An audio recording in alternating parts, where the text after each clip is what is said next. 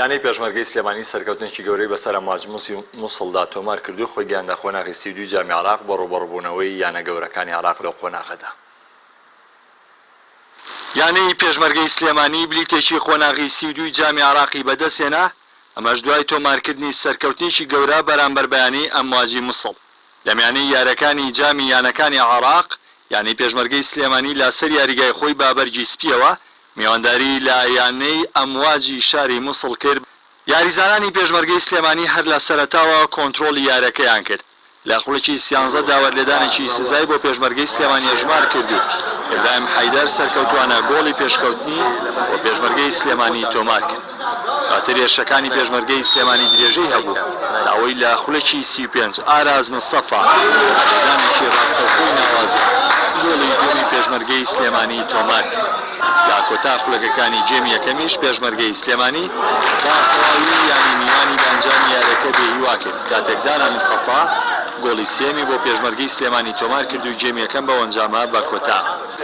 لا جێمی دووەم یاریەکە بە بەهێزی تیپی میوان دەستی پێکرد. لا چەمبۆنەیەکدا نزیک بوون لەوەی کە بۆ یەکەم جار تۆڕی گۆڵی پێشمەرگەی سلێمانی بەژێنن. بەڵام گۆڵپارێزی پێشمەرگەی سلێمانی گۆڵی بەرگری ئەو یانەیە بەرپەرچی سەرجەم هێرشەکانیان دایەوە.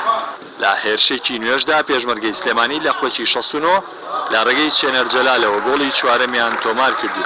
یارەکەش تا کۆتایی بەنجامی 4 گۆڵی بێوەڵام لە سوودی پێشمەرگەی سلێمانی با کۆتا هات.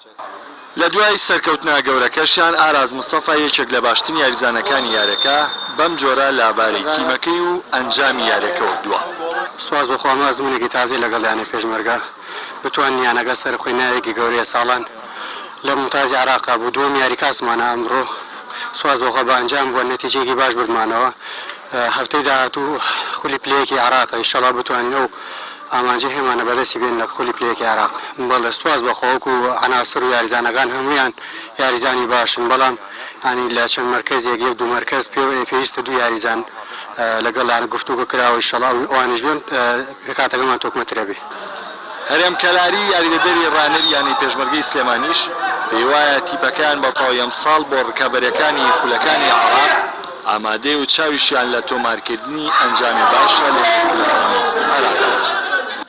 سپاس بۆ خوا توان بڵێم ئەمڕۆ لە دووەم یاریمان لە کاسی عێراقا سەرکەوتوو بووین. تیپێکی باش و تۆکمەمان دروست کردووە، هەرچەندە بەداخەوە 3 تا 4 یاریزانمان پێکانی هەیە و بێبەش بوون لە یاریکردنەکە هیوای زوو چاکبوونەوەیان بۆ خوازم. هەر خوڵە و تابلمەندێکی خۆی هەیە. ئێمە ئامادەکاریی باشمان کردووە بۆ هەردوو خولی کاس و خولی پلەیەکی عێراق، بە تایبەتی خولی پلەکانی عێراق. هیوادارم بتوانین لە هەفتەی داهاتووە کە یەکەم یاریمانە لە خولی پلەیەکی عێراق بە هەمان ئاستەوە بە هەمان گڕوتینەوە داخلی یاریەکە بین و سەرکەوتوو بین بۆی ساڵێکی یانی پێشمەرگەی سلێمانی لە خۆی پلنابی عێراق بین ئینشەڵڵا.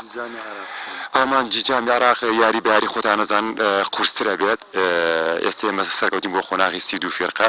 ئێستا پلە نایبی عێراقی تایە، خولی بڵێ یانەکانی پلەیەکی عێراقی تایە. ئەتوانم بڵێم لە یارەکانی داهاتووترمانە یارەکان قورستر و بەقوترە بێت. بەم سەرکەوتنەشی یانەی پێشمەرگەی سلێمانی هەنگاوێکی گەورەینا بەرەو ڕوبەڕووبوونەوەی گەورەکانی عێراق بوو. لە قۆناغی 32 چاوەڕوانی تیر و پشک دەکات تا ئەوەی یانەی ڕوبەڕووی لەو قۆناغەدا بەدیار بکەوێت.